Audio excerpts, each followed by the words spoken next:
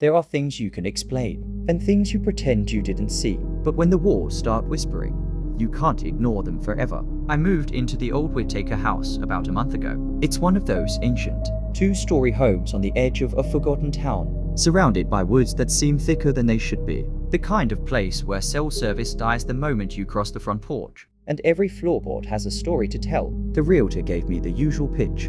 Charming, full of character, perfect for someone like you. I should know better. Places like this always have a history, and not the kind that gets written down. The first night was strange. As soon as the sun dipped behind the trees, the house seemed to breathe. The walls expanded and contracted, the wooden beams groaning as though they were straining under the weight of something unseen. I shrugged it off as the quirks of an old house, but then came the scratching. It started as a faint, almost rhythmic tapping inside the walls behind my bed. I told myself it was probably a mouse, or maybe a raccoon nesting in the attic. The logical explanations kept me calm for a while, until I heard my name, Elliot. A whisper so soft, I thought it might be the wind. Except the window was shut, and the voice was right next to my ear. I bolted upright, heart hammering in my chest. The room was empty, the shadows long and still. I didn't sleep that night, too afraid to close my eyes. The next evening, just as dusk settled in, the air inside the house grew heavy,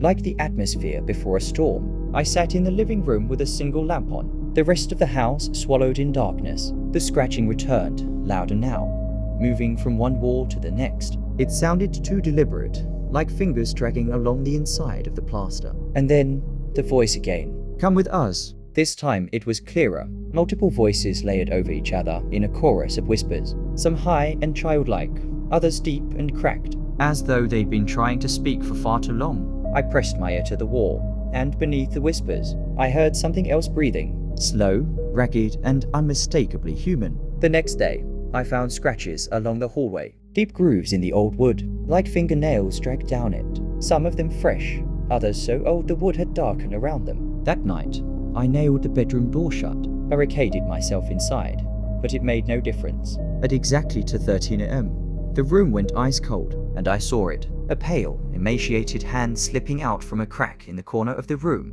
long fingers with yellowed nails, grasping at the air before vanishing back into the wall as the light flickered. I haven't slept since. I don't know what's behind the walls. I don't know how many of them there are, but they know my name. They've been waiting, and tonight, they promised to open the wall wide enough to let me in.